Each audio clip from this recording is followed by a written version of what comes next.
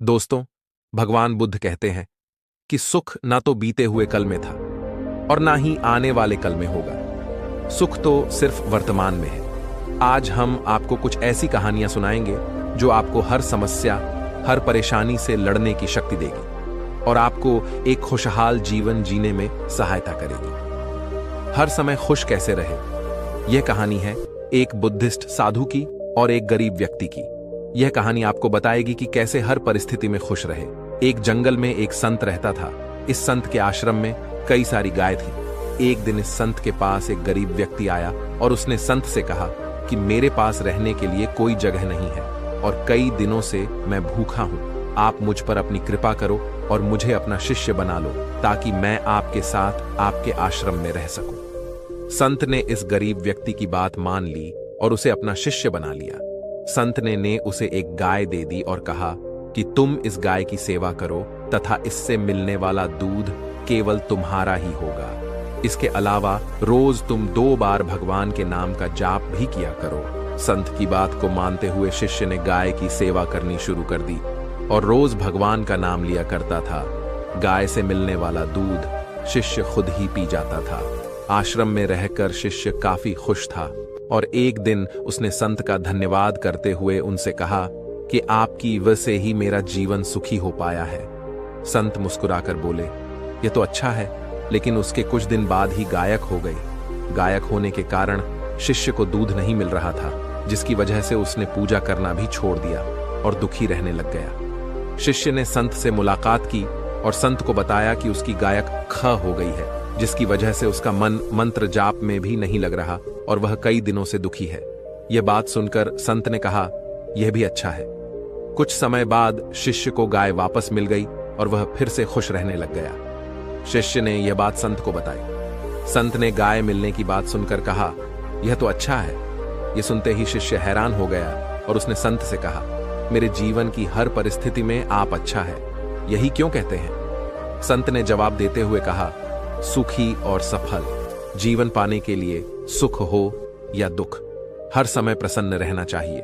जीवन में आई बुरी स्थिति में अपने आप को दुखी नहीं रखना चाहिए। जब हम हर समय खुश रहते हैं तब जीवन से दुख का अनुभव स्वतः खत्म हो जाता है। संत की यह बात सुन शिष्य को समझ आ गया कि जीवन में चाहे कैसी भी परिस्थिति क्यों ना हो, हमें सदैव प्रसन्न ही रहना चाहिए। ऐसा करने से दुख महसूस नहीं होता और खुशी के साथ जीवन कट जाता है। तो दोस्तों, चलिए बढ़ते हैं हमारी दूसरी कहानी की तरफ। दूसरी कहानी है साधु और राजा की कहानी। बहुत समय पहले की बात है। एक राज्य में एक दयालु राजा राज्य करता था। वह प्रजा का तैशी था। प्रजा का हित उसके लिए सर्वोपरि था।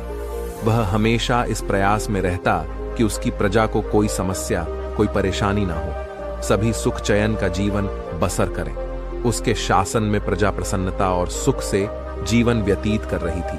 राजा वेश बदलकर राज्य भ्रमण पर निकलता और प्रजा की स्थिति के बारे में पता करता। यदि उसे पता चलता कि प्रजा किसी प्रकार के कष्ट में है तो वह उन कष्टों को दूर करने का प्रयास करता। एक बार वह इसी प्रकार वेश बदलकर राज्य भ्रमण पर निकला। भ्रमण करते करते वह एक जंगल से गुजरा और रास्ता भटक गया। उसके सैनिक पीछे छूट गए और वह अकेला रह गया। रास्ता ढूंढता हुआ वह एक स्थान पर पहुंचा। उसने देखा कि वहां एक कुटिया बनी हुई है। राजा को भूख लगाई थी। उसने सोचा यहां अवश्य भोजन की व्यवस्था हो जाएगी। उसने अपने घोड़े को एक पेड़ से बांधा और कुटिया में प्रवेश किया। वह एक साध की कुटिया थी। गेरू वस्त्र धारण किए एक साधु पेड़ के नीचे आसन लगाकर बैठे थे। उनकी आंखें बंद थीं और वे ध्यान में लीन थे। राजा ने देखा कि उस स्थान का वातावरण बहुत ही सुंदर है। पेड़ पौधे हरे भरे हैं, जिनमें फूल और फल लदे हुए हैं। पंछी उन्मुक्त होकर विचरण कर रहे हैं। राजा यह देखकर बड़ा प्रसन्न हुआ। वह साधु के पास गया और उन्हें प्रणाम कर उसके सामने घुटनों के बल बैठ गया। साधु ने आहट पाकर आंखें खोली और अपने सामने एक नौजवान को पाया। उसके मुख का तेज देखकर ही साधु समझ गए कि वह कोई राजसी व्यक्ति है। राजा ने उन्हें बताया कि वह रास्ता भटक गया है। साधु ने उसे अपने आश्रम में शरण दी। खाने के लिए मीठे फल दिए। राजा ने कभी उतने मीठे फल नहीं खाए थे। उसके चकित होकर पूछा, गुरुवर, आज तक मैंने इतने मीठे और स्वादिष्ट फल नहीं खाए। इनके इतने मीठे होने का कारण क्या है? साधु ने कहा, इस राज्य का राजा अत्यंत दयालु और न्यायप्रिय है, इसलिए यह फल इतने मीठे हैं। जब तक वह अपनी प्रजा का हिताशी रहेगा, दिन दुखियों का सहायक रहेगा, यह फल ऐसे ही मीठे रहेंगे राजा को। यह सुनकर बड़ा आश्चर्य हुआ। उसके लिए इन बातों पर विश्वास करना कठिन था। जब साधु से आज्ञा लेकर वह लौटा तो उसने निश्चय किया कि वह इस बात का परीक्षण अवश्य करेगा। उसे अपने सैनिक मिल गए जो जंगल में उसे ढूंढ रहे थे। वह अपने राज्य वापस लौट गया। वापस लौटने के बाद उसमें प्रजा पर जुल्म ढने शुरू कर दिए। उसने किसानों का लगा बढ़ा दिया और प्रजा पर नाना प्रकार के कर लगा दिए। अब वह अपना धन भोग विलास में खर्च करने लगा और प्रजा की ओर से उदासीन हो गया। प्रजा पर अत्याचार बढ़ने लगे तो पूरे राज्य में त्राही त्राही मच गई। कुछ दिनों बाद राजा फिर जंगल में उसी साधु की कुटिया में पहुंचा। इस बार उसने देखा कि वहां का वातावरण भिन्न है। पेड़ पौधे सूख चुके हैं, फूल मुरझा गए हैं, फल सड़ चुके हैं। यह देखकर वह चकित रह गया। वह साधु के पास गया और उसे प्रणाम किया। साधु ने उसे खाने के लिए फल दिए। इस बार फलों का स्वाद कड़वा था। राजा ने साधु से इसका कारण पूछा। साधु ने कहा, इस राज्य का राजा बाद पहले जैसा नहीं रहा। उसे प्रजा के हित का कोई ख्याल नहीं है। वह प्रजा पर अत्याचार करने लगा है। उसके प्रति प्रजा के मन में कड़वाहट बस गई है, इसीलिए इन फलों का स्वाद कड़वा है। राजा साधु की कुटिया से अपने राज्य लौट आया। उसे साधु की बात समझ आ गई थी। अगले दिन से वह फिर से अपनी प्रजा का ध्यान रखने लगा। उसके बदलते ही फिर से प्रकृति ने अपना रंग बदला और हरी भरी हो गई। तो दोस्तों, इस कहानी से हमें यह सीख मिलती है, जैसा कर्म करोगे वैसा ही फल मिलेगा। यदि अच्छे कर्म करोगे तो अच्छा फल मिलेगा, बुरे कर्म करोगे तो बुरा। यदि हम किसी को कड़वाहट देंगे तो बदले में हमारे जीवन में भी कड़वाहट घुल जाएगी। इसलिए हमेशा सबका भला करें। तो दोस्तों, चलिए बढ़ते हैं हमारी तीसरी कहानी की तरफ। तीसरी कहानी, एक गुरु और शिष्य की कहानी। एक गुरु अपने शिष्य के साथ कहीं जा रहे थे। चलते चलते उन्हें प्यास लगी तो वे दोनों एक खेत के पास जाकर रुक गए। खेत की हालत देखकर लगता था कि खेत का मालिक खेत पर जरा भी ध्यान नहीं देता है। उन्होंने देखा खेत में एक घर भी है। दोनों जाकर दरवाजा खटखटाए। घर में से एक आदमी, उसकी पत्नी और 2 बच्चे बाहर आते हैं। सभी ने फटे पुराने कपड़े पहने हुए होते हैं। गुरु कहते हैं, क्या हमें पानी मिल सकता है? काफी प्यास लगी हुई है। वह व्यक्ति उन्हें पानी लाकर देता है। फिर गुरु कहते हैं, आपका खेत इतना अच्छा है, लेकिन इसमें कोई भी फसल क्यों नहीं बोई गई? व्यक्ति कहता है, हमारे पास एक भैंस है जो काफी दूध देती है, जिसे बेचकर और पीकर हमारा गुजारा हो जाता है। इसलिए बेवजह खेती क्यों करूं? गुरु कहते हैं, क्या हम आज की रात यहां रुक सकते हैं? कल सुबह होते ही हम यहां से निकल जाएंगे। व्यक्ति कहता है, ठीक है, आप यहां रुक सकते हैं। आधी रात होते ही गुरु अपने शिष्य से कहते हैं, उठो, हमें अभी के अभी यहां से निकलना है। लेकिन जाने से पहले हम इस व्यक्ति की भैंस को पहाड़ से गिराकर मार देंगे। यह सुनकर शिष्य को काफी बुरा लगा, लेकिन वह अपने गुरु की बात टाल नहीं पाया। वे दोनों रातों रात भैंस को मारकर वहां से भाग जाते हैं। 10 वर्ष बाद जब शिष्य अपनी शिक्षा पूरी कर लेता है, तब वह सोचता है, क्यों ना अपनी गलती को सुधारा जाए, उस आदमी के पास वापस जाकर उसकी मदद की जाए। शिष्य उसी गांव, उसी जगह वापस जाता है और देखता है वहां के सारे खेतों में दूर दूर तक काफी फल लगे हुए हैं और वहां एक बहुत बड़ा घर भी है। शिष्य को लगता है शायद वह आदमी सब कुछ बेच के यहां से जा चुका होगा। शिष्य वहां से वापस जाने लगता है। तभी वहां घर के आगे एक कार आकर रोकती है। कार में से वही व्यक्ति बाहर आता है जिससे शिष्य 10 साल पहले मिला था। शिष्य उसके पास जाकर कहता है, आपने मुझे पहचाना? मैं 10 साल पहले आपसे मिला था। व्यक्ति कहता है, हाँ, उस दिन को मैं कैसे भूल सकता हूँ। शिष्य कहता है, आप तो बहुत गरीब थे, आखिर आप इतने अमीर कैसे बने? व्यक्ति कहता है, क्या बताऊं, आपके जाने के बाद मेरी भैंस की मौत हो गई। मैं कुछ दिन काफी दुहा की राह परेशान रहने लगा, लेकिन जीवन जीने के लिए कुछ तो करना ही था। मैं लकड़ियां काट कर बेचने लगा, जिससे कुछ पैसे आए तो मैंने खेत की बुआई कर दी। फिर उससे और पैसे आए तो मैंने सारी जगह खरीद ली और फलों की बुआई करवा दी। और आज मैं आसपास के इलाकों में फलों का सबसे बड़ा व्यापारी हूं और मेरे पास लाखों रुपए हैं। अगर उस दिन भैंस की मौत नहीं हुई होती तो आज मैं इतना सफल नहीं हुआ होता। दोस्तों, इस कहानी से यह साफ पता चलता है कि जीवन में हर परेशानी आपके लिए एक बड़ा मौका लेकर आती है। अगर अभी आपके जीवन में परेशानी आई है तो यकीन मानो एक बहुत बड़ी सफलता भी अपने साथ लेकर आई है। यकीन मानिए, बुरे वक्त में आपने हिम्मत नहीं हारी तो आने वाले समय में आप बेहद सफल होने वाले हैं। अगर आपको यह कहानी अच्छी लगी है तो और लोगों और अपने करीबी दोस्तों के साथ शेयर करें।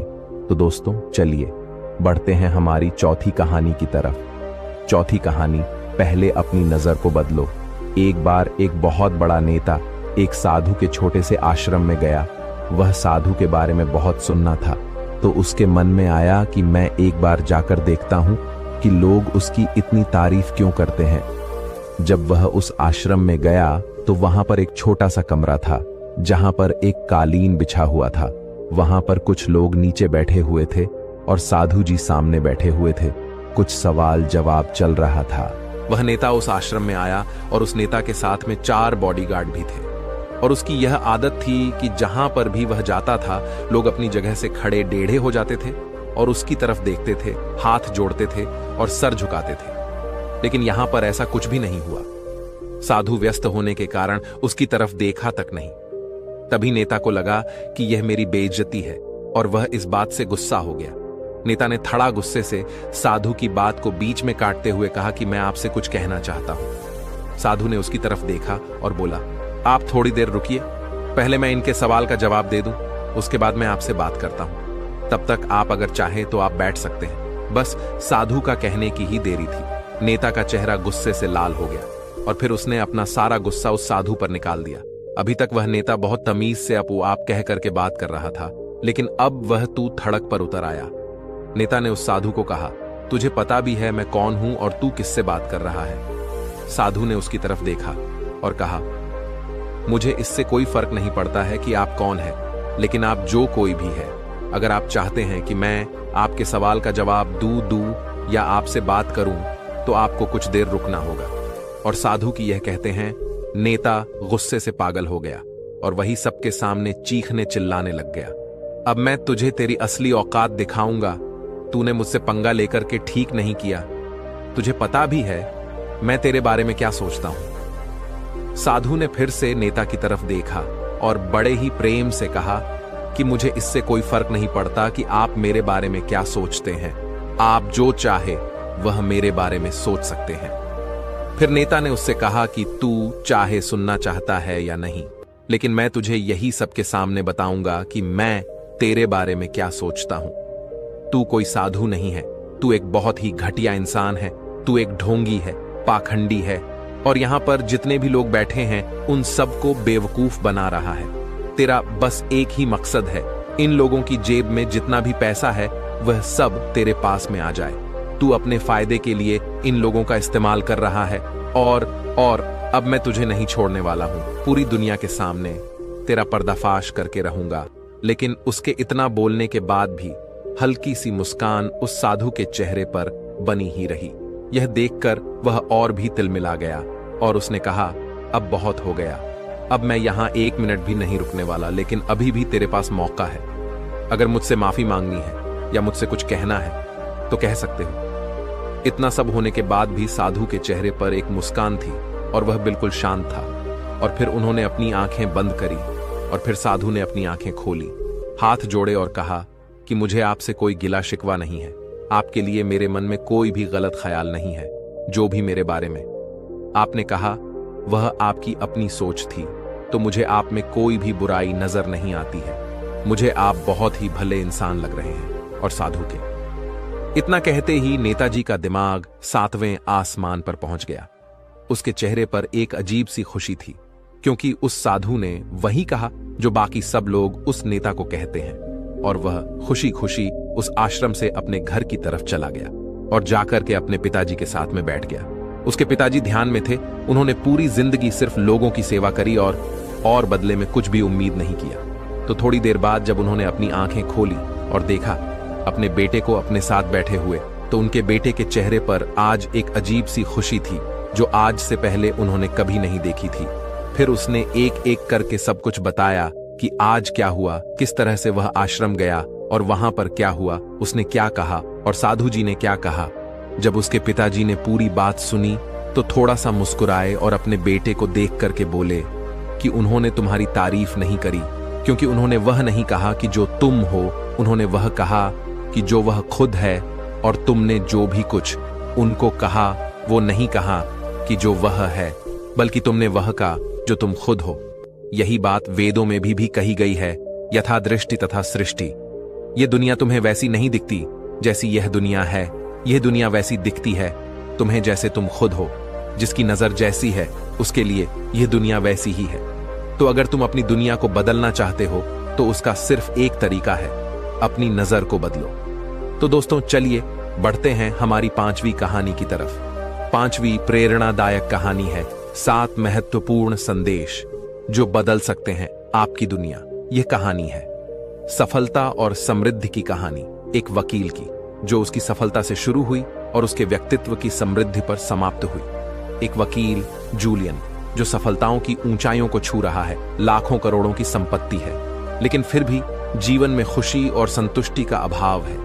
जीवन की वास्तविक खुशी ढूंढने के लिए वह भारत आता है और हिमालय पर जाकर एक संत से मिलता है, तो उससे सच्ची खुशी का रहस्य बताता है और कहता है, यह शिक्षा अपने तक सीमित न रखकर तुम्हें सब में बांट होगी। जब वह वापस आता है तो उसके जीवन से निराशा और उदासी दूर हो चुकी होती है। तब उसका दोस्त जॉन उससे पूछता है कि तुम में यह परिवर्तन कैसे आया। तब जूलियन उसे सारी कहानी बताते हुए उस संत की शिक्षा के बारे में बताता है। आपको भी अपने जीवन को सुखमय बनाने के लिए उन 7 मूल मंत्रों को जानने की आवश्यकता है जो आज हम आपको यहां बताने जा रहे हैं। पहला मंत्र, सकारात्मक सोच और मस्तिष्क पर नियंत्रण। आप अपने आसपास सकारात्मकता तभी महसूस कर सकते हैं जब यह आपके भीतर मौजूद हो। अपने मस्तिष्क से निराशा, नकारात्मक सोच और अतीत की कड़वी यादों के बोझ को हमेशा के लिए निकाल दें। इस कचरे को दिमाग में जमा ना होने दें। हर वक्त सकारात्मक सोचना ही आपकी सफलता की ऊंचाई को तय करता है। सकारात्मक विचार आपको रचनात्मकता से भी परिचित कराएंगे जो आपके जीवन को बेहतर बनाएंगे। याद रखें कि आपके जीवन की गुणवत्ता आपके विचारों की गुणवत्ता पर ही निर्भर करती है। जब आप दिमाग पर और सोच पर नियंत्रण हासिल कर लेंगे, तब आपको वह ऊर्जा प्राप्त होगी जो आपके सपनों को पूर्ण करने में सहायक और जरूरी होगी। इसलिए मस्तिष्क पर नियंत्रण करना जरूर आना चाहिए। दूसरा मंत्र, लक्ष्य निर्धारण और उस पर केंद्रित रहना। लक्ष्य के बिना जीवन अधूरा होता है, क्योंकि आपको पता ही नहीं होता कि आप क्यों जी रहे हैं, आपकी जिंदगी का म क्या है। याद रखिए, मंजिल तक पहुंचने के लिए मंजिल की होना भी जरूरी है।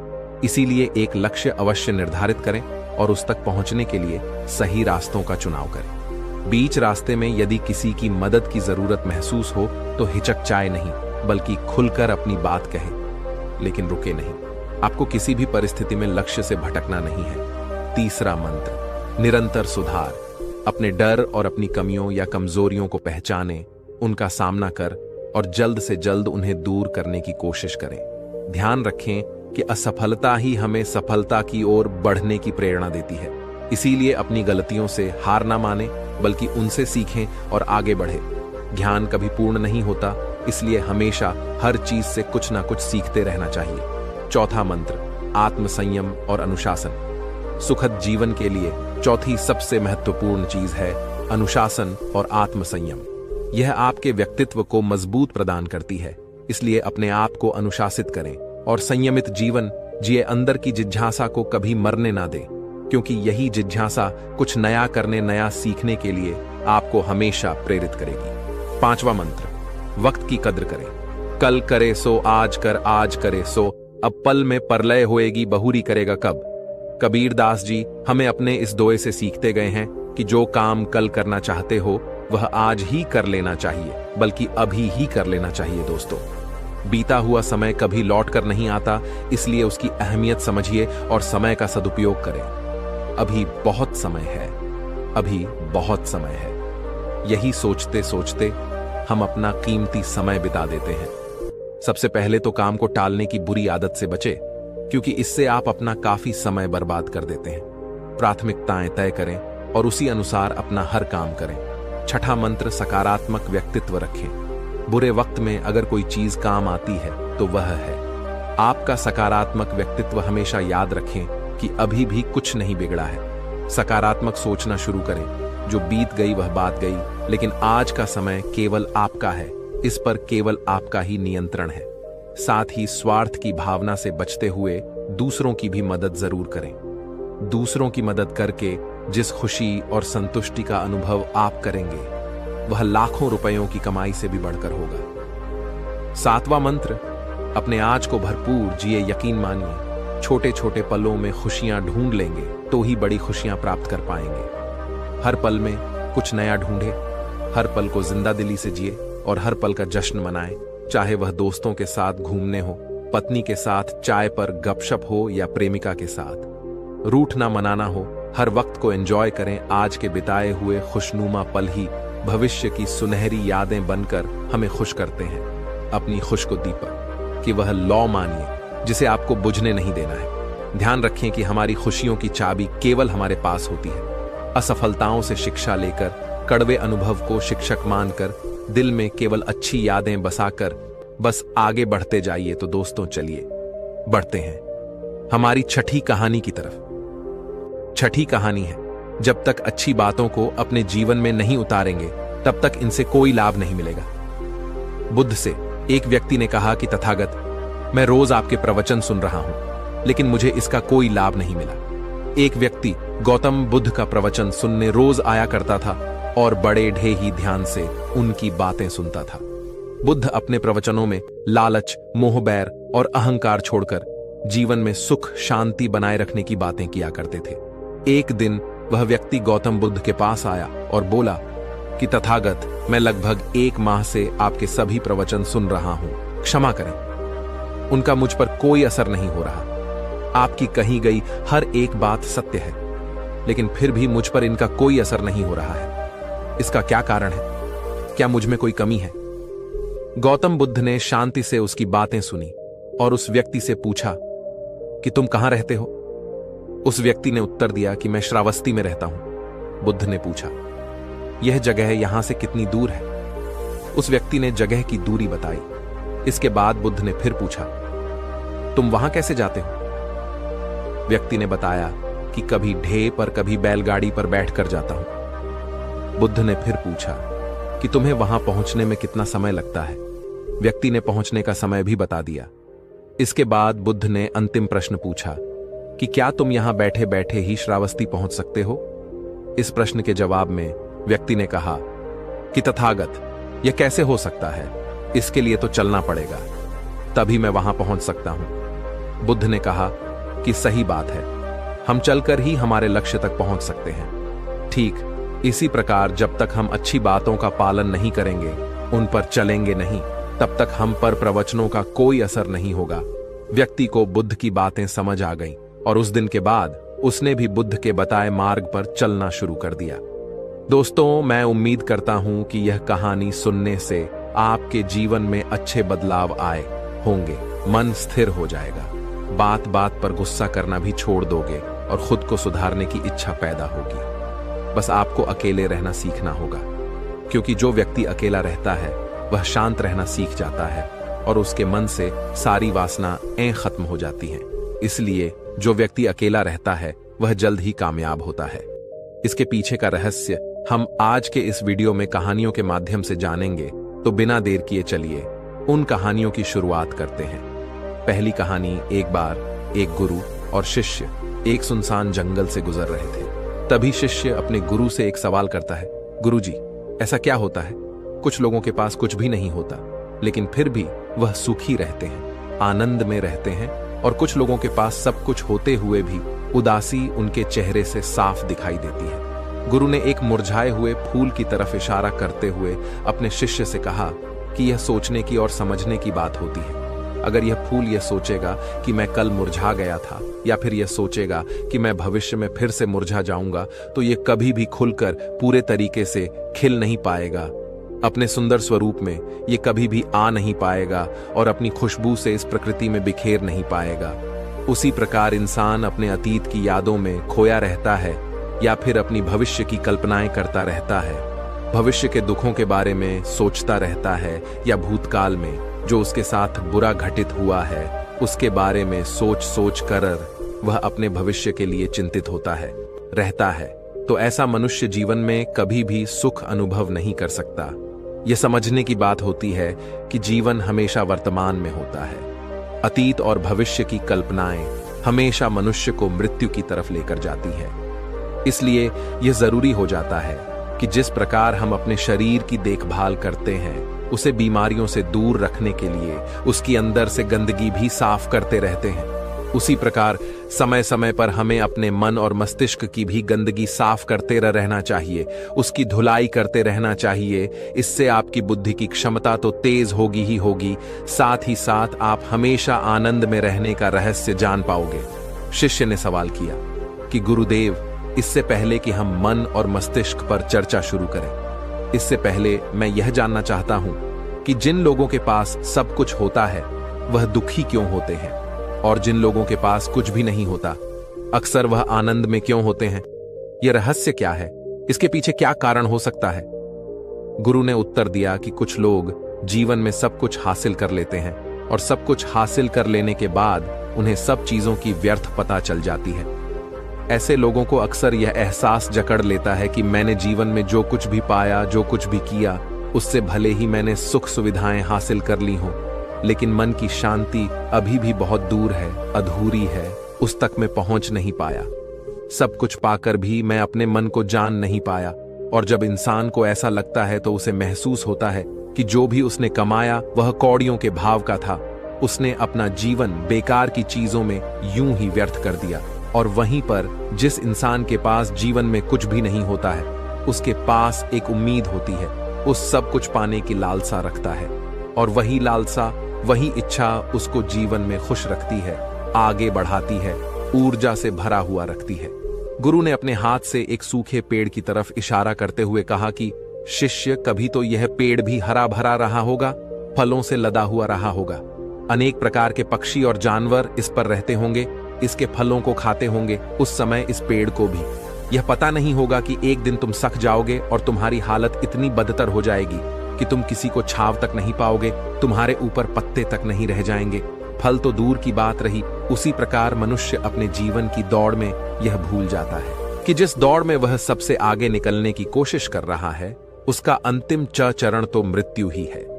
काश वह कभी इस दौड़ से अलग हटकर यह देख पाए कि इसका अंतिम चरण तुम्हें कहीं नहीं पहुंचाएगा, कि जिस दौड़ को वह सबसे आगे निकलकर जीतने के ख्वाब देख रहा है, उसका अंतिम चरण मृत्यु ही है।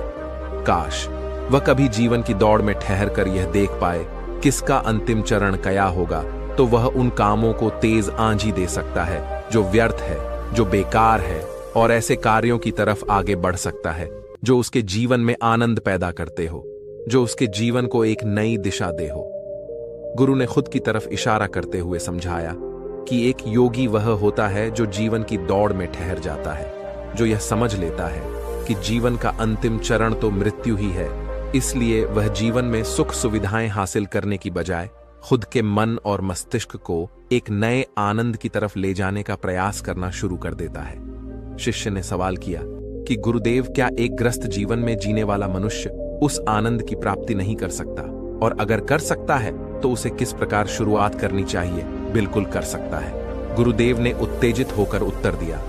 अगर सभी मनुष्य उस आनंद की प्राप्ति के लिए योगी बनने का निश्चय कर ले, तो इससे तो प्रकृति का चलन ही रुक जाएगा। सकी जो व्यवस्था है वह बिगड़ने लगेगी। एक सच्चा योगी अपने जीवन में खोज करता है, और खोज करने के बाद वह ग्रस्त जीवन में किस प्रकार आनंद को प्राप्त किया जा सकता है, वो तरीके सभी को बताता है, ताकि मनुष्य अपने ग्रस्त जीवन का पालन करते हुए उस आनंद की प्राप्ति भी कर सके। गुरु ने खुद को संबोधित करते हुए उत्तर दिया कि मैंने अपने जीवन में जो खोज की है, उसके अनुसार मनुष्य को समय समय पर अपने मन और मस्तिष्क की सफाई करते रहना चाहिए। मनुष्य अपने शरीर पर तो ध्यान दे लेता है, लेकिन अपने मन और मस्तिष्क को वह भूल जाता है, उस पर कभी ध्यान नहीं देता, और उसी वजह से मन और मस्तिष्क बूढ़े होते चले जाते हैं। उनमें जवानी नहीं रह जाती, और जब उनमें जवानी नहीं रह जाती तो उनमें नयापन और ताजगी नहीं रह जाती, जिसकी वजह से एक इंसान उदासी से भर जाता है। मन और मस्तिष्क की गंदगी क्या होती है, पहले मैं तुम्हें यह बताता हूं। हर मनुष्य के जीवन में कुछ ऐसी घटनाएं घटती हैं जिनका उसके मनो मस्तिष्क पर बहुत गहरा असर पड़ता है। वह जीवन पर्यंत उन घटनाओं को भुला ना पाता है, और वही घटनाएं उसके मन में पूरी तरह से पक्की बैठ जाती है, जो उसके मन में गांठ पैदा कर देती है। और भविष्य में जब भी वह कोई काम कर तो यह घटनाएं उसको प्रभावित करेंगी, उसके विचारों को, उसके निर्णय को पूरी तरह से बदल कर रख देंगे। ऐसे मनुष्य की दृष्टि भी भ्रमित हो जाती है। वह सत्य स्वस्वरूप को नहीं देख पाता। वह चीजों को उन घटनाओं से जोड़कर भ्रमित तरीके से देखता है। उदाहरण के लिए, अगर किसी बुरी आंखों वाले आदमी ने आपको धोखा दिया तो अब जीवन प्रयत बुरी आंखों वाले आदमी को हमेशा धोखेबाज समझते रहेंगे, उस पर कभी पूर्ण रूप से विश्वास नहीं कर पाएंगे। लेकिन समझने की बात यह होती है कि जिस इंसान ने आपको धोखा दिया, वो धोखा आपको बुरी आंखों से नहीं मिला, वो उस इंसान के स्वभाव से मिला। लेकिन उस इंसान के स्वभाव से हमारे दिमाग में उसका एक चित्र छप गया, उसकी एक छवि बन गई, और वह छवि दूसरे आदमी से जब हम संपर्क करते हैं तो बीच में एक दीवार की तरह खड़ी हो जाती है, और इसी वजह से दो लोगों के बीच प्रगा संबंध स्थापित नहीं हो पाते। जो मनुष्य के लिए सबसे जरूरी यही होता है कि वह अपने आप को अतीत की घटनाओं से फ्री रखें, उन घटनाओं से प्रभावित हो, वो दिमाग में किसी तरह की छवि न बनाए। कुछ लोग इस बात पर यह सवाल खड़ा कर सकते हैं कि फिर जीवन के अनुभव किस काम आएंगे, लेकिन समझने की बात यह होती है कि हम जीवन के अनुभवों से भी भ्रमित तरीके से ज्ञान लेते हैं, सही तरीके से उनसे सीख ले ही नहीं पाते। ठीक उसी प्रकार जिस तरह उस बुरी आंखों वाले की आंखें जिम्मेदार नहीं थी, धोखा देने के लिए उसका स्वभाव जिम्मेदार था, लेकिन मनुष्य अपने अनुभव में उन बुरी आंखों को याद रखेगा, उस स्वभाव भाव को भूल जाएगा। शिष्य अपने गुरु की बातों में इतना खो गया कि उसे चलते चलते जंगल के रास्ते में पड़े हुए कांटे दिखाई नहीं दिए, और अचानक उसके पैर में एक कांटा छुप गया। गुरु ने उसका कांटा बाहर निकालते हुए उससे पूछा, यह कांटा तुम्हारे पैर में क्यों लगा? इसके पीछे तुम किसको जिम्मेदार मानते हो? गुरु ने कहा कि तुम मुझे भी जिम्मेदार मान सकते हो, क्योंकि मैं तुम्हें एक बातें सुना रहा था। क्या तुम खुद को भी जिम्मेवार मान सकते हो कि तुम मेरी बातों में इतना खो गए कि तुम्हारा पर ध्यान ही नहीं रहा? क्या तुम इन पेड़ों को जिम्मेदार मान सकते हो जिन्होंने यह कांटे इस रास्ते पर बिछा दिए? शिष्य ने उत्तर दिया कि गुरुदेव, इसमें मैं खुद को ही जिम्मेवार मानता हूं, क्योंकि आप तो अपना काम कर रहे थे और इस पेड़ ने भी अपना काम किया, पर मैं अपना काम पूरे होश पूर्वक नहीं कर पाया। अगर मैं चलने पर ध्यान लगाए रहता, अगर मैं आपकी बातों में पूरी तरह से खो नहीं जाता, तो मुझे यह कांटा कभी नहीं लगता। इसमें पूरी तरह से मेरी ही गलती थी। गुरु ने अपने शिष्य की पीठ थपथपाते हुए आगे कहना शुरू किया कि जो घटनाएं हमारे मन को प्रभावित करती हैं, जरूरी हो जाता है कि उन घटनाओं को हम किसी भी तरह अपने मन से बाहर निकाल दें, और उसके लिए सबसे सरल तरीका है कि अपनी भावनाओं को व्यक्त करना सीखो। उसे अपने दिल में, अपने मस्तिष्क में बिठाकर मत रखो। जब तुम किसी दूसरे मनुष्य के सामने अपनी भावनाओं को व्यक्त कर देते हो तो तुम्हारे मन का बोझ हल्का हो जाता है। कुछ लोगों का स्वभाव ऐसा होता है कि वह अपने मन की बात किसी को नहीं बताते। ऐसे लोग अवसर अपने अंदर ही अंदर दुखी होते रहते हैं, लेकिन वह अपने मन की बात किसी दूसरे आदमी के सामने नहीं बताते। इसके उलट कुछ लोग ऐसे भी होते हैं जो अपने मन में किसी भी बात को रख नहीं पाते। उनके साथ कुछ भी अच्छा या बुरा होता है, वह अपने मन की बात, अपनी भावनाओं को दूसरों के सामने व्यक्त कर देते हैं। और तुमने खुद महसूस किया होगा कि जो लोग अपने मन की भावनाओं को व्यक्त कर देते हैं, वह जीवन में ज्यादा आनंदित रहते हैं। कभी भी प्राकृतिक रूप से आ हुए वेग को रोकना नहीं चाहिए। जिस वेग को हम रोकने की कोशिश करते हैं, वह वेग हमें अंदर से ही खाने लग जाता है। अगर तुम्हारा मन किसी बुरी घटना पर रोने का हो रहा है, तो चीख चीख कर रो, अपने आप को रोको मत। उस वेग को पूरी तरह से बाहर आने दो। अगर किसी दूसरी घटना पर तुम्हारा मन खुश होने का, आनंदित होने का हो रहा है, तो पूरी तरह से नाचो गाओ, जिससे कि तुम उस वेग को बाहर निकाल सको। और जब वह वेग अपनी पूरी गति के साथ बाहर आ जाता है, पीछे छोड़ आता है एक खालीपन, एक अकेलापन, एक शांति, एक मौन, एक अनुभूति। गुरु ने शिष्य को समझाते हुए बताया कि जिस प्रकार तेज रफ्तार से चलता हुआ पानी अपने वेग से आने वाली सभी बाधाओं को तोड़ देता है, उसी प्रकार हमारे अंदर भावनाओं का उठने वाला अगर बाहर नहीं निकाला गया, अगर हमने बांध बनाने की कोशिश की, तो वह उस बांध को तोड़ देगा, और उस बांध को तोड़ने के बाद उसका कचरा हमारे मन के अंदर ही ठहर जाएगा, जो हमारे मन को दूषित कर देगा, उसको गंदगी से भर देगा। अक्सर मनुष्य अपने मन में किसी घटना को दबाकर इसलिए रखता है कि वह सोचता है कि अगर सामने वाले को इस घटना के बारे में पता चला तो वह पता नहीं मेरे बारे में क्या सोचेगा। इसी विचार की वजह से वह अंदर ही अंदर खुद दुखी होता रहता है, लेकिन सामने वाले को वह कुछ भी नहीं बताता। लेकिन एक बार अगर वह हिम्मत कर सकता है, शुरुआत कर सकता है, जो उसका पूरा जीवन परिवर्तित हो सकता है। एक बार अगर उसके दिमाग की आदत बन गई तो वह जीवन भर अपनी भावनाओं को दूसरों के सामने व्यक्त करने से हिचकिचाना नहीं। और अपने दिमाग की यह आदत हम 21 दिनों में पैदा कर सकते हैं। 21 दिनों तक अगर सही तरीके से हम अभ्यास करें तो हमारा दिमाग पूरी तरह से भावनाओं से मुक्त हो जाएगा। यह 21 दिनों का अभ्यास इस प्रकार है। किस दिनों तक? सबसे पहली बात जो याद रखनी है कि अपने मन में किसी भी बात को दबाकर नहीं रखना है। अगर हम किसी मनुष्य के बारे में अच्छा सोचते हैं तो हम उसे व्यक्त करें। अगर बुरा भी सोचते हैं तो उसे भी व्यक्त करें। परिणाम भूल जाएं कि परिणाम क्या होंगे। सिर्फ अपने दिमाग की ढुलाई करने पर विश्वास रखें। इससे आपके अंदर एक अद्भुत साहस पैदा होगा। जब आप किसी मनुष्य के बारे में वह सब बता पाएंगे जो आप उसके बारे में सोचते हैं, तो आप खुद सोचिए कि आपका खुद के ऊपर विश्वास कितना ज्यादा बढ़ जाएगा। आपके मन के सारे डर खत्म हो जाएंगे। हो सकता है कि इसमें आपको चुनौतियों का सामना करना पड़े, लेकिन जहां पर चुनौती नहीं होती वो कुछ अभ्यास भी नहीं होता। अभ्यास हमेशा चुनौतियों से भरा होना चाहिए। इससे आप सत्य वचन बोलने का अभ्यास भी कर पाएंगे। अक्सर हम दूसरों को प्रभावित करने के लिए वह सब बोलते हैं जो उन्हें अच्छा लगता है, लेकिन वह नहीं बोलते जो हम उनके बारे में सचमुच में सोचते हैं। और यही हमारी सबसे बड़ी भूल हो जाती है। इससे हमारा पूरा अस्तित्व झूठ बनकर रह जाता है। और अपनी भावनाओं को व्यक्त करते समय यह भी जरूर ध्यान रखें कि आपके अंदर जो भावनाएं उस इंसान के प्रति उठ रही हैं, उनके पीछे का मूलभूत कारण क्या है। उदाहरण के लिए, जब एक नौकर अपने मालिक के लिए कोई काम करता है और वह काम अच्छे से नहीं कर पाता है, तो मालिक उसे डांट फटकार देता है, जिससे उसके अंदर उसके प्रति क्रोध की भावना यह उठती है। लेकिन समझने की बात यह होती है कि मालिक तो आपको कहेगा ही, वह तो डांटे ही। अगर आप काम अच्छे से नहीं करेंगे, तो अगर आप काम अच्छे से कर रहे हैं और फिर भी आपका मालिक आपके साथ अच्छा रण नहीं कर रहा है, तो आप खुलकर अपने मालिक को अपनी भावनाएं व्यक्त कर सकते हैं, बिना यह सोचे कि इसका परिणाम क्या होगा। अगर आप इस भावना को उठाएंगे तो आप अपनी नजरों में खुद ही नीचे गिरने लग जाएंगे। आपका आत्मविश्वास बिल्कुल खत्म हो जाएगा।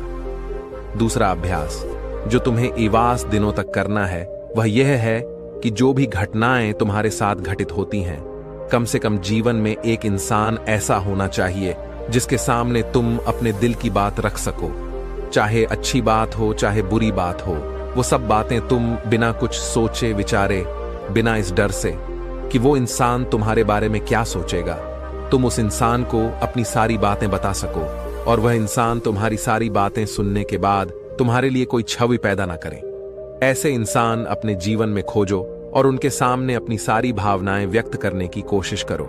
दिन में जो कुछ भी घटित होता है, अच्छा लगता है, बुरा लगता है, किसी के प्रति आकर्षण होता है, उसको एक दोस्त की तरह बताने का प्रयास करो। इससे तुम्हें यह पता चल पाएगा कि तुम्हारा मन घटनाओं के प्रति किस प्रकार की भावनाएं पैदा करता है।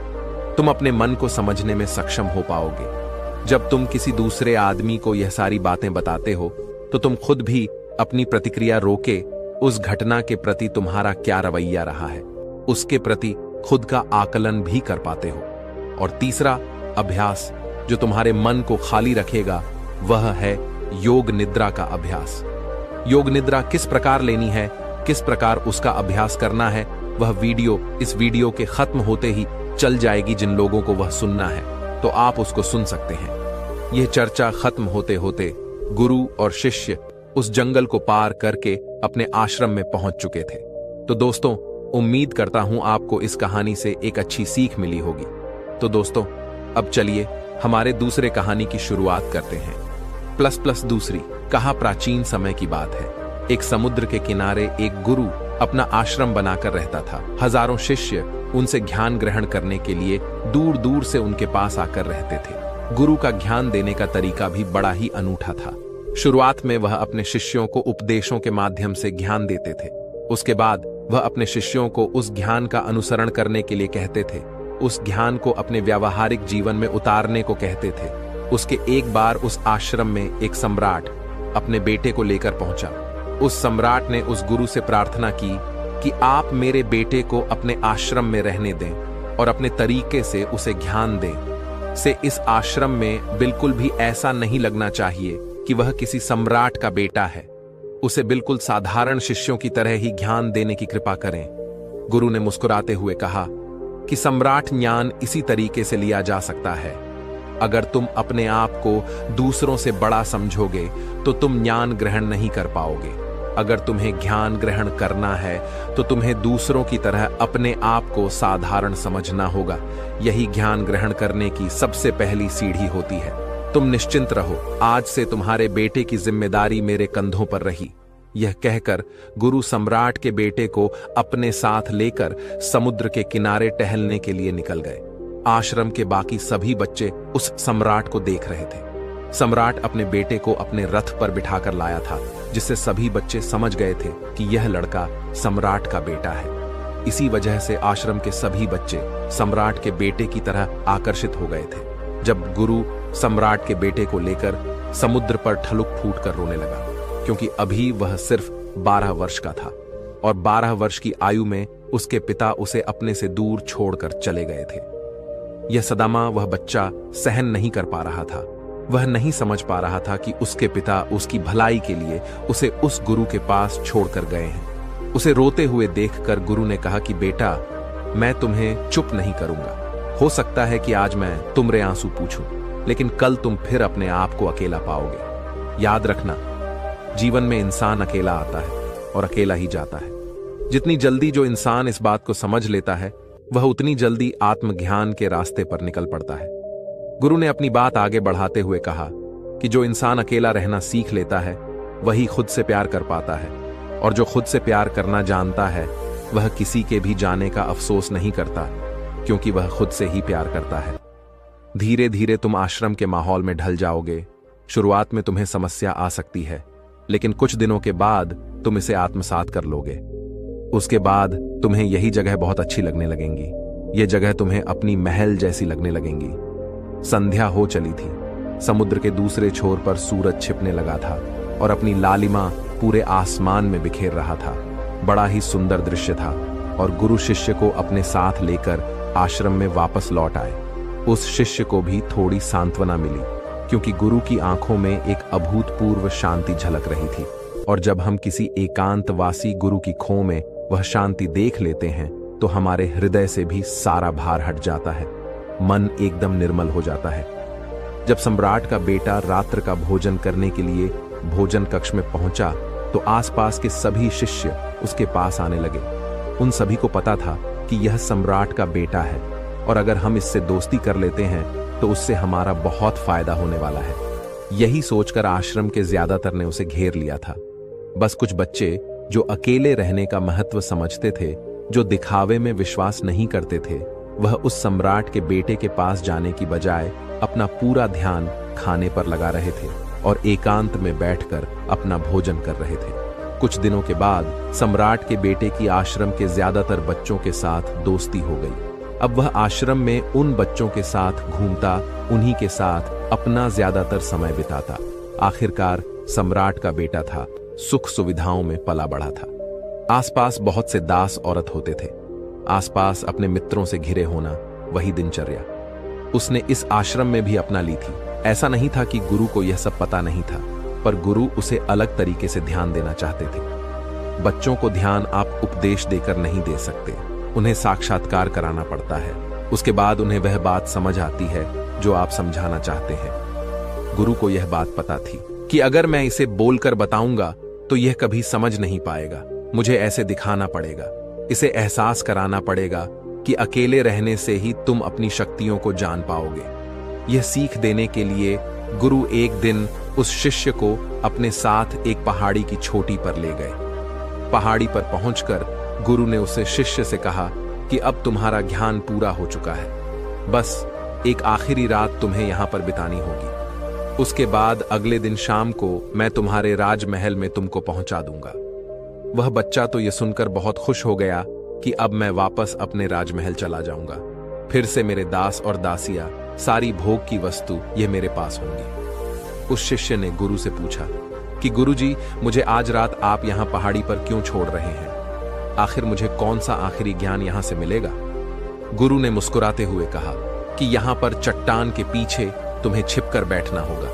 यहां पर रोज रात को एक बाज जाता है, तुम्हें उस बाज को देखना है, बड़ी गौर से देखना है, हर गतिविधि देखनी है, और उस बाज को देखने के बाद गले दिन अगर तुम उस बाज की खूबियों मुझे बता पाए तो मैं तुम्हें तुम्हारे राजमहल वापस भिजवा दूंगा। और हां, सुबहने से पहले एक बात पर और ध्यान देना है। एक चरवाहा यहां पर अपनी भेड़ों को चराने के लिए आता है, तुम्हें उन भेड़ों की गतिविधियां भी देखनी है। याद रखना, बाज की गतिविधि रात को और भेड़ों की गतिविधि सुबह, तुम दोनों की गतिविधि ध्यान से देखकर मुझे बता पाए तो तुम इस आश्रम से हमेशा के लिए आजाद हो जाओगे, तुम्हारा ज्ञान पूरा हो जाएगा। मैं तुम्हारे पिता को कह दूंगा कि यह बच्चा हमारे आश्रम का सबसे ध्यानी बच्चा है। यह कहकर गुरु अपने आश्रम में वापस लौट आए, और वह बच्चा वहीं पर उस चट्टान के पीछे खड़ा हुआ उस बाज का इंतजार करने लगा। काफी वक्त बीत जाने के बाद वहां पर एक बाज अपने बच्चों के साथ पहुंचा। सम्राट के बेटे ने पूरी रात उस बाज की गतिविधि बड़े ही ध्यानपूर्वक देखी, और सुबह होने के बाद जब चरवाहा वहां पर अपनी भेड़ों को लेकर पहुंचा तो उसने एक अभूतपूर्व दृश्य देखा। उसने देखा कि वह बाज भेड़ की एक मेमने को अपने पंजों में दबाकर आसमान में उड़ गया। उसने उस भेड़ के बच्चे का शिकार कर लिया था। ये सारा दृश्य देखकर वो बच्चा आश्रम में वापस अपने गुरु के पास पहुंचा। इससे पहले कि गुरु उससे कुछ पूछते, उसने गुरु को प्रणाम करते हुए कहा कि गुरुदेव, आप आश्रम के सभी बच्चों को यहाँ पर बुला लीजिए। मैं सब लोगों को बताना चाहता हूँ कि मैंने क्या देखा। जब आश्रम के सभी बच्चे वहां पर पहुंच गए तो उस सम्राट के बेटे ने कहना शुरू किया कि मैंने अपने जीवन में बहुत से पक्षियों को देखा है, लेकिन बाज उन सभी पक्षियों में से सबसे अदद और सबसे अलग होता है। उदाहरण के लिए, एक तोता हम सभी ने देखा है। तोता बोलता तो बेहद है, लेकिन कभी ऊंचा नहीं उड़ पाता। लेकिन एक बाज जो कि हर समय शांत रहता है, वह आकाश को भी छू सकता है। उसमें आकाश को भी छू लेने का सामर्थ्य होता है। जब भी एक बात अपने शिकार को निश्चित कर लेता है तो वह उसी शिकार पर अपनी नजरें गड़ाए रहता है, चाहे वह कितनी भी ऊंचाई पर क्यों ना हो, चाहे कितना भी बड़ा तूफान क्यों ना आ जाए, लेकिन उसकी नजर हमेशा अपने लक्ष्य पर स्थिर रहती है। आज सुबह जिस बाज को मैंने देखा, उसने हर भेड़ को अपना शिकार नहीं बनाया, बल्कि उस भेड़ के झुंड में से उसने उस भेड़ के मेमने को अपना शिकार बनाया। उस बाज की तरह हमें भी अपना ध्यान अपने एक ही लक्ष्य पर स्थिर रखना चाहिए, चाहे कितनी भी अड़चन क्यों ना आए। हमें अपना लक्ष्य स्पष्ट दिखाई देना चाहिए। दशाविश अलग अलग लक्ष्यों में अपनी ऊर्जा बर्बाद करने की बजाय हमें किसी एक लक्ष्य पर पूरी एकाग्रता के साथ ध्यान देना चाहिए। तीसरी बात जो मैंने उस बात से सीखी और जो हम सभी को सीखनी चाहिए, वह यह है कि बाज कभी भी दूसरे पक्षी के साथ नहीं उड़ता। वह हमेशा आकाश में अकेला उड़ता है। इससे हमें यह सीख लेनी चाहिए कि हमें कभी भी छोटी सोच वाले लोगों के साथ नहीं रहना चाहिए। आखिरकार हम भी वही बन जाते हैं जिनके साथ हम रहते हैं। इसीलिए या तो बड़ी सोच वालों के साथ रहो या फिर अकेले रहो, क्योंकि जब हम अकेले रहते हैं तभी हम खुद की ताकत और खुद की कमजोरियों को जान पाते हैं। कमजोरियों को जानकर उनको दूर कर सकते हैं और अपनी ताकत को जानकर उसका सही इस्तेमाल कर सकते हैं। लेकिन वह तभी संभव होगा जब हम अकेले रहना सीखेंगे। चौथी सीख जो हमें एक बात से लेनी चाहिए कि एक बाज हमेशा अपनी सीमाओं से ऊपर उठकर उड़ता है। जब तूफान आता है तो हर एक पक्षी अपने घोंसले की तरफ भागता है, खुद को छुपाने की जगह ढूंढता है। लेकिन बाज ऐसा कुछ भी नहीं करता। वह खुद की सीमाओं को तोड़कर बादलों से भी ऊपर उड़ने का प्रयास करता है।